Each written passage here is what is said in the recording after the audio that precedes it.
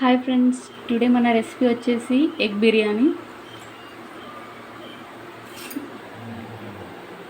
ముందుగా నేను బాస్మతి రైస్ని హాఫ్ అన్ అవర్ నానబెట్టుకున్నా. మీరు నార్మల్ రైస్తో కూడా చేసుకోవచ్చు.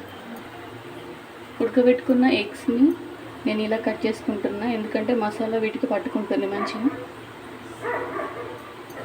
కట్ చేసుకున్న ఎగ్స్ పైన ఇలా కొంచెం పసుపు, కొంచెం ఉప్పు, కొద్దిగా కారం, కొంచెం గరం మసాలా వేసుకొని ఈ గుడ్లకు పట్టేటట్టు కలుపుకోవాలి.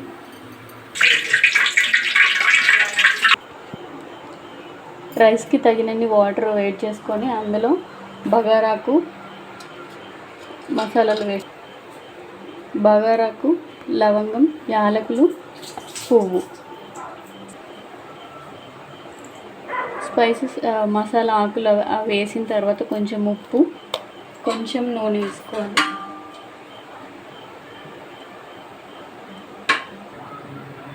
ఈ వాటర్ మనకి కేసరి వచ్చేలోపు మనం ఎగ్స్ని కొంచెం డీప్ ఫ్రై చేసుకుందాం.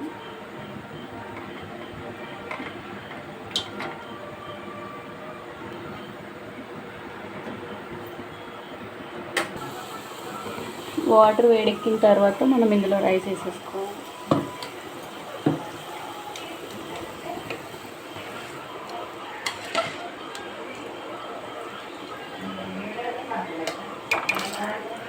కొంచెం రైస్ పుల్లలుగా రావడానికి నేను నిమ్మకాయ కొంచెం యాడ్ చేసుకుంటున్నాను. ఫ్రై అయిన ఎగ్స్ని పక్కన పెట్టేసి అందులోని మనం కొంచెం బగారాకులు, యాలకులు, లవంగం, పువ్వు, కొద్దిగా జీలకర్ర, కొంచెం అల్లం వెల్లుల్లి పేస్ట్, మిరపకాయలు,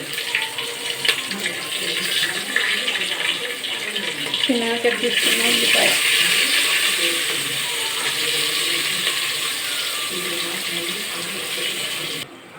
రుచి కోసం కొంచెం నెయ్యి వేస్తున్నాం.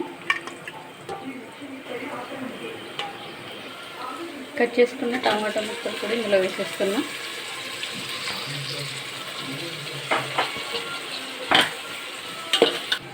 ఈ టమాటా కొంచెం మెత్తగా అయ్యే వరకు మనం దీన్ని కొంచెం మగ్గించుకోవాలి. సో కొంచెం కారపొడి వేసుకోవాలి, రుచికి సరిపడా ఉప్పు కూడా వేసుకుంటున్నాం. కొంచెం గరం మసాలా కూడా యాడ్ చేసుకుంటున్నాం. ఇందులోనే కొంచెం పెరుగు వేసుకుంటున్నాం.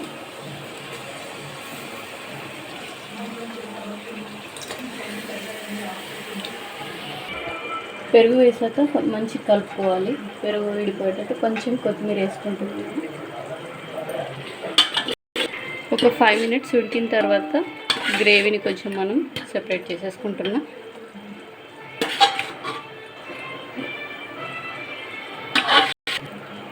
ముందుగా నేను ఫ్రై చేసుకున్న ఆనియన్స్ని కొన్ని వేసేసుకుంటున్నాను. 90% ఉడికిన రైస్ని మనం ఇలా వేసేసుకోవాలి. ఇందులో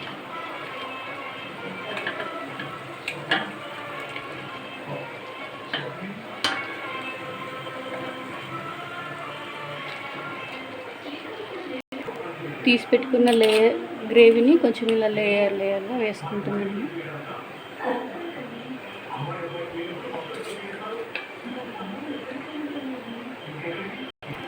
మళ్ళీ కొంచెం రైస్ వేసుకుంటున్నా.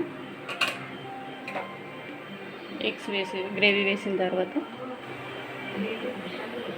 ఇలా రైస్ మొత్తం వేసేసిన తర్వాత కొంచెం ఆవిరి వెళ్ళకుండా బాగా పెట్టేస్తాను.